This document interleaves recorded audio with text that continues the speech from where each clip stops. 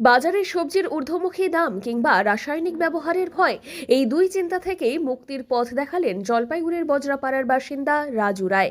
বাজারের ওপর নির্ভর না করে কিভাবে নিজের ছাদেই সবজি চাষ করে স্বনির্ভর হওয়া যায়, তারই বাস্তব উদাহরণ তৈরি করেছেন তিনি।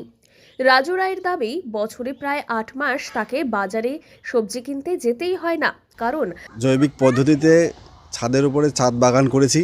সেই ছাদ বাগানের ফল ফুল সবজি, পুরোপুরি সবজিটাই আমার এখানে আবাদ করা হয়। মূলত সবজি সারা বছরের আমার জোগান হয়ে যায়। কারণ বাড়ির প্রায় ১২০০ স্কয়ার ফিট ছাদ জুড়েই গড়ে উঠেছে এক পরিপূর্ণ সবজির বাগান। সেখানে ফুলকপি, বাঁধাকপি, বেগুন, পালং শাক, ধনেপাতা, আদা, পেঁয়াজ, রসুন, নানান মৌসুমি সবজির চাষ হচ্ছে। কি নেই সেখানে? মাছ রাখার বড় বড় কার্টুনে শাকসবজি এবং বাঁশের খাঁচা তৈরি করে লাউ, কুমড়ো এবং বিভিন্ন প্রজাতির বিনস ফলাচ্ছেন তিনি, সম্পূর্ণ অর্গানিক পদ্ধতিতে।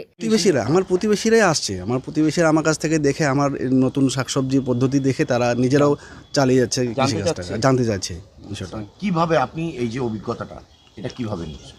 এটা আমি প্রথমে ইউটিউব দেখেছিলাম। ইউটিউব দেখে কিছু উদ্ভাবন করা যায় কিনা, নিজে থেকে ইউটিউব দেখার পরে আমি আস্তে আস্তে জেনে যাই। জেনে যাওয়ার পর নিজে সেটা প্রসেসটা চালিয়ে যাই।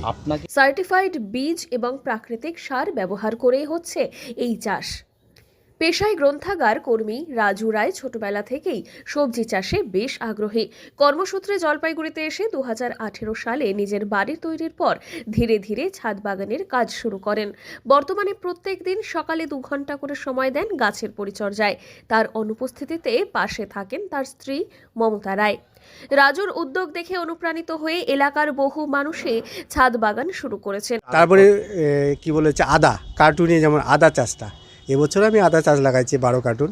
বেশ ভালো ফলন হয়েছে আমার দাদা। এই ছাদ বাগান করে কি মানে ব্যবসার কোনো সুযোগ আছে বলে মনে হয়? আর কেউ যদি মনে করে, যেটা আমি করেছি সেটা হচ্ছে আমার বাড়ির নিজস্ব কারণে করেছি এবং নিজে শাকসবজি খাওয়ার জন্য। কেউ যদি মনে করে যে হ্যাঁ ব্যবসা মানে আমি একটা বিজনেস করব, সে করা যায়। প্রতিবেশী স্কুল শিক্ষক নারায়ণ বর্মনের কথায় রাজুর দেখানো পথেই তিনি ছাদে আদা চাষ করে উল্লেখযোগ্য ফলন পেয়েছে। এছাড়াও আশেপাশের বহু যুবক যুবতী তাদের আয়ের পথও খুঁজে পেয়েছে এই ছাদ বাগানের মাধ্যমে।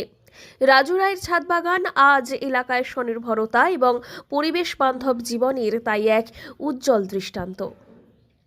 জলপাইগুড়ি থেকে সুরজিৎদের রিপোর্ট, লোকাল 18 বাংলা।